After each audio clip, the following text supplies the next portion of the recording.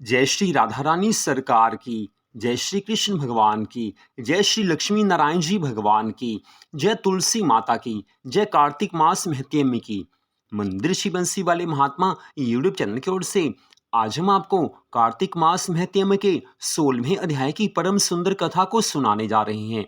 आज की इस कथा में ये बताया गया है कि किस प्रकार श्री हरि विष्णु भगवान जी ने वृंदा का पातिव्रत धर्म भंग किया था, किस कारण वृंदा बाद में तुलसी माँ के रूप में पूजित होती आई हैं, किस कारण वृंदा श्री हरि विष्णु भगवान जी की अति प्रिय हुई हैं। ये सारी कथा यहाँ पर आज आपको सुनाई जाएगी। तो आज की कथा इस प्रकार है।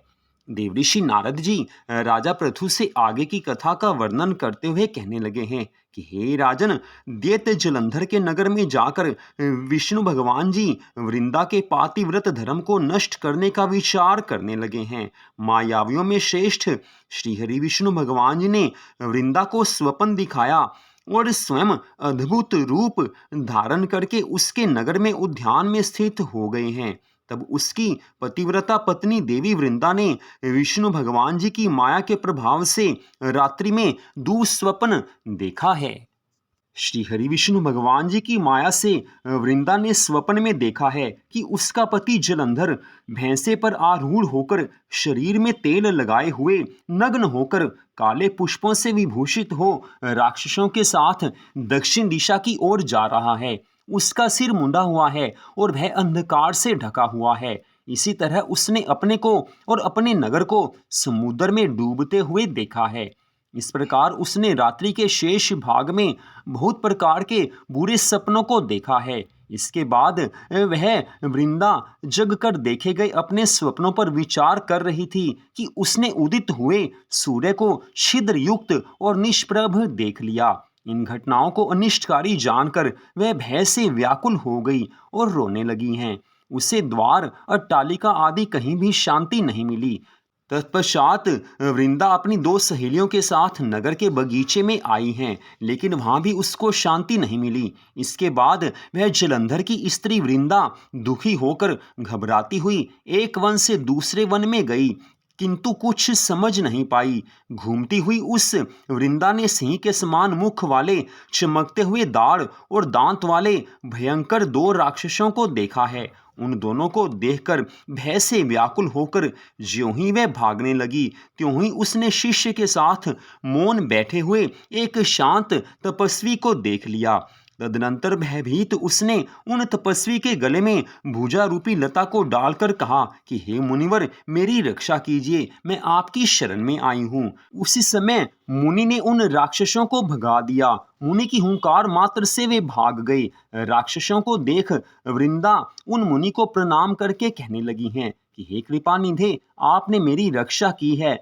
हे दया के सागर, हे मुनिनाथ, कृपा के सागर, यद्यपि आप सर्वज्ञ हैं, सर्वथा समर्थ हैं, तथापि मैं कुछ निवेदन करना चाहती हूँ, उससे आप सुने। हे प्रभु, मेरे स्वामी जलंधर रुद्र भगवान से युद्ध करने के लिए गए हुए हैं। वे वहां युद्ध में कैसे हैं, कृपा करके आप मुझे बता दीजिए। उसके वाक्य को सुनकर कपट करके मौन बैठा हुआ तथा स्वार्थ को सिद्ध करने में कुशल वह मुनि कृपा करके ऊपर की ओर देखने लगा। उसी समय आकाश में दो बंदर आए और उसको प्रणाम करके सामने खड़े हो गए। इसके बाद उनकी भौं के इशारों से नियुक्त होकर वे आकाश की ओर चले गए। हे राजन, आधे क्षण में ही लौटकर वे जलंधर के मस्तक, धड़ और दोनों हाथों को लेकर उसके सामने खड़े हो गए हैं। वह वृंदा सिंधु नंदन जलंधर के सिर, धड़ और दोनों हाथों को देखकर पति के दुख से दुखित तथा मूर्छित होकर भूमि पर गिर पड़ी हैं और विलाप करने लगी हैं। वृंदा बोली कि हे प्रभु, जो आप पहले सुख की बात सुनाकर मुझे प्रसन्न किया करते थे, वही आज आप अपनी निरपराध पत्नी से बोलते क्यों नहीं हैं? हे दैत्य श्रेष्ठ, मैंने आपसे पहले ही कहा था कि भगवान शिव परब्रह्म परमात्मा हैं, परंतु आपने भगवान शिव की महिमा को ना जानकर मेरी बात पर विश्वास नहीं किया। आपकी सेवा के प्रभाव से मैंने जान लिया था कि आप कुसंग के वशीभूत होकर गर्व के कारण मेरी बात नहीं मान रहे हैं। इस तरह से वृंदा अनेक बातें कहकर विलाप करने लगी हैं। तदनंतर दुख से उच्छ्वास छोड़ती हुई और धैर्य धारण कर वह वृंदा उन मुनि श्रेष्ठ को प्रणाम करके हाथ जोड़कर कहने लगी हैं कि हे कृपानिधे, हे मुनि श्रेष्ठ, दूसरे का उपकार करने में ही आपका आदर है, इसलिए कृपा करके मेरे स्वामी जलंधर को आप जीवित कर दीजिए। उस समय मुनि कहने लगे हैं कि यह युद्ध में रुद्र भगवान के द्वारा मारा गया है, इसलिए इसको जिलाने में मैं समर्थ नहीं हूँ, क्योंकि रुद्र भगवान के द्वारा युद्ध में मारा गया व्यक्ति कभी जीवित नहीं होता। तथापि शरणागत की रक्षा करनी चाहिए। इस शाश्वत धर्म को जानता हुआ मैं कृपा से युक्त होकर इसे जीवित कर देता हूँ। इतनी कथा सुनाकर देवऋषि नारद जी राजा पृथु से कहने लगे हैं कि हे राजन, सभी मायावियों में श्रेष्ठ वे मुनि रूपी श्री विष्णु भगवान ऐसा कहकर उसके पति को जीवित करके वहां से अंतर्ध्यान हो गए हैं। उनके द्वारा जीवित समुद्र पुत्र जलंधर भी शीघ्र उठकर प्रसन्न मन से वृंदा का आलिंगन कर उसके मुख का स्पर्श करने लगा है। पति को देखकर वृंदा ने हर्षित मन से सभी प्रकार के शोक का परित्याग कर दिया और इस घटना को स्वप्न के समान समझा है। वह प्रसन्न चित्त से काम भाव का उदय होने पर उस वन के मध्य ही उसके साथ बहुत दिनों तक रमन करती रही हैं। एक बार सहवास के अंत में उसको विष्णु भगवान के रूप में जानकर क्रोध से युक्त होकर फटकारती हुई वह वृंदा कहने लगी हैं। वृंदा बोली हैं कि अरे पर स्त्रीगामी हरि, अरे विष्णु, तुम्हारे इस प्रकार के चरित्र को धिक्कार है। मैंने तुमको अच्छी प्रकार से जान लिया है, पहचान लिया है। तुमने ही माया का आश्रय लेकर तपस्वी का वेश धारण किया था। तुमने मेरे पति जलंधर का वेश धारण करके मेरे साथ छल किया है। क्या यही धर्म है? क्या इसी को धर्म कहते हैं? हे राजन, इतना कहकर पातिव्रत परायण उस वृंदा ने ऐसा कहकर क्रोध युक्त होकर अपने तेज को दिखाते हुए श्री हरि विष्णु भगवान को शाप दे दिया है। वृंदा कहने लगी हैं कि अरे महाअधम दैत्य शत्रु, तुम दूसरे के धर्म को दूषित करने वाले हो, भंग करने वाले हो। इसलिए अरे शठ, सभी प्रकार के विषयों से तीव्र मेरे द्वारा दिए गए शाप को ग्रहण करो। तुमने अपनी माया से जिन दो पुरुषों को दिखाया था, वे ही दोनों राक्षस बनकर तुम्हारी पत्नी का हरण करेंगे।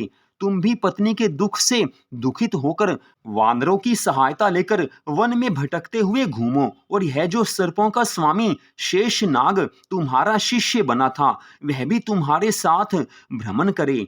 ऐसा कहकर वह वृंदा उस समय विष्णु भगवान के द्वारा रोके जाने पर भी अपने पति जलंधर का मन में ध्यान करते हुए अग्नि में प्रवेश कर गई हैं।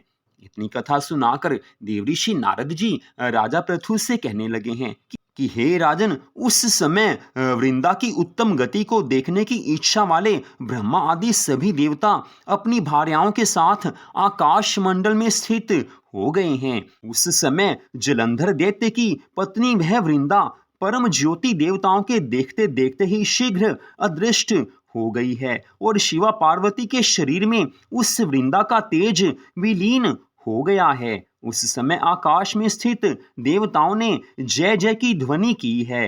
हे राजन, इस प्रकार कालनेमी की श्रेष्ठ पुत्री महारानी वृंदा ने पातिव्रत के प्रभाव से परामुक्ति को प्राप्त किया, और यही आगे जाकर तुलसी जी के रूप में प्रसिद्ध हुई हैं, जो श्री हरि विष्णु भगवान जी को अति प्रिय हुई हैं।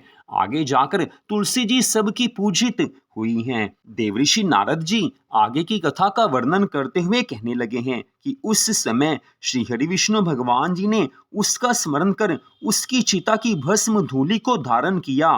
देवता और सिद्धों के ज्ञान देने पर भी उनको कुछ शांति नहीं मिली है, और भगवान वहीं पर स्थिर होकर बैठ गए हैं। तो इस प्रकार कार्तिक मास महत्म्य के 16वें अध्याय की कथा को आपको सुनाया गया है। वृंदा देवी, जो कि जलंधर दैत्य की पत्नी थी, कालनेमी की पुत्री थी, वह पतिव्रताओं में सर्वश्रेष्ठ थी। उसके पातिव्रत धर्म को भगवान ने भंग किया है, क्योंकि उसके पति जलंधर का वध और किसी तरह नहीं हो सकता था। लेकिन वृंदा ने भी श्री हरि विष्णु भगवान जी से कह दिया कि मैं तुम्हें शाप देती हूँ कि तुम्हें भी अपनी पत्नी के वियोग में ऐसे ही वन वन में भटकना होगा, तुम्हें भी वानरों की सहायता लेनी होगी। मेरे पातिव्रत धर्म को तूने भंग किया है, मेरी कोई गलती नहीं थी, लेकिन तूने जो मेरे साथ छल किया है उसका परिणाम तो तुम्हें भुगतना ही होगा। ये शाप तुम्हें अवश्य लगेगा ही लगेगा। और यही वृंदा बाद में तुलसी माँ के रूप में पूजित होती आई हैं, श्री हरि विष्णु भगवान जी को अति प्रिय हुई हैं, भगवान श्री राधा कृष्ण जी को अति प्रिय हुई हैं।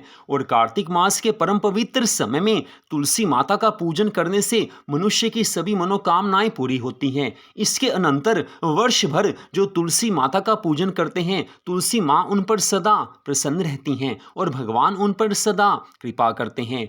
आगे आने वाले अध्यायों की कथा में आप ये सुन पाएंगे कि किस तरह से तुलसी माँ श्री हरि विष्णु भगवान जी की अति प्रिय हुई हैं। तो आज की इस कथा को आपने सुना, आप सबका हार्दिक धन्यवाद। भगवान श्री राधा कृष्ण जी की, भगवान श्री लक्ष्मी नारायण जी की, तुलसी माता की अनंत कृपा सदा आप सब पर, आपके परिवार पर बनी रहे, इसी मंगल कामना के साथ जय श्री राधा रानी सरकार की, जय श्री कृष्ण भगवान की, जय श्री लक्ष्मी नारायण जी भगवान की, जय श्री गौरी शंकर जी भगवान की, जय तुलसी माता की, जय सदगुरुदेव श्री बंसी वाले महाराज की, जय कार्तिक मास महत्म की, जय जय श्री राधे, जय जय श्री राधे, जय जय श्री राधे श्याम।